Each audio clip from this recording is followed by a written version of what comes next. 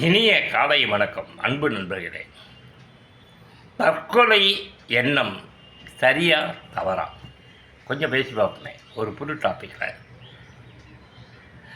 இயலாமையின் வெளிப்பாடு, தோல்விகளின் வெளிப்பாடு, அன்பு கிடைக்காத வெளிப்பாடு, விரக்திகளின் வெளிப்பாடு, முதுமை, நோய், இவைகளின் காரணமாக வரக்கூடிய துக்கங்கள், இவைகள்லாம் மனிதனை தற்கொலை எண்ணத்துக்கு தள்ளப்படுகிறது. இது எல்லாருக்கும் தெரியும். இதுதான் அடிப்படை காரணம். இதெல்லாம் சகிச்சிக்க முடியல, ஏற்றுக்க முடியல, வலியாக இருக்குது, வேதனையாக இருக்குது, வாழ்க்கையில் நிம்மதி இல்லை, அன்பு காட்ட மனிதர்கள் இல்லை, இப்படின்னு சொல்லிட்டு இப்படி ஒரு புறச்சூழல்கள் சந்திக்கும் பொழுது மனிதன் என்ன பண்ணுறான், போருட்டா எனக்கு ரொம்ப வசதியாக இருக்குது, இந்த உலகத்தில் நான் வாழ்ந்து என்ன பண்ண போகிறேன்ட்டு இந்த தற்கொலை முடிவுக்கு போகிறான். இப்போது இது சரியாக தவறான்னு கேட்டிங்கன்னா, என்ன நீங்கள் தப்பாக நினைச்சாலும் ஐ டோன்ட் கேர், சரி என்றே சொல்லுவேன். ஆனால் அந்த தற்கொலை வெற்றிகரமாக முடியும். அதாவது இறந்துடாமல் இருந்தால் ஓகே, இறக்கவும் இறக்காமல் அரையும் குறையுமா தொங்கி உடல் உறுப்புகள்லாம் பாதித்து மீண்டும் உயிர் வாழக்கூடிய அளவுக்கு இறைவன் கிளைமாக்ஸ் அப்படி முடிச்சான்னா இம்சை. என்ன சார் தற்கொலையை ஆதரிக்கிறீங்க அப்படின்னு சொல்லிட்டு கேட்டிங்கன்னா, கொஞ்சம் யோசித்து பாருங்கள். இந்த பிரபஞ்சத்தில் ஒரே ஒரு தடவை மனுஷனாக பிறக்கணும். வாழும்போது சொர்க்கம் இருக்கணும்.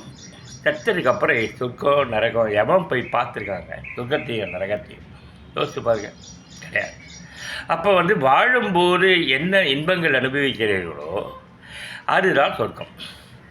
அப்போ வாழும்போது இன்பமாக இருக்கிறதுக்கு சூழலே எந்த கோலத்தையும் அமையலைன்னா ஒரு மனுஷன் எல்லாத்தையும் அப்படியே சரி ஏற்றுக்கடான்ற வார்த்தை எப்படி எல்லா விதத்துலேயும் பொருந்தாது இல்லை.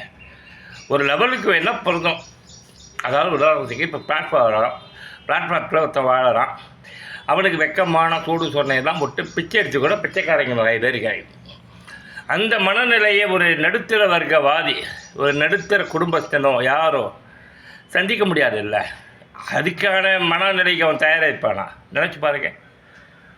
சில நேரங்களில் தீர்ப்புகள் திருத்தப்படலாம். சில நேரங்களில் இந்த தற்கொலை சூழலை பொறுத்து சரியே. இதுதான் என்னுடைய இன்றைய செய்தி. தீர்ப்புகள் திருத்தப்படலாம்.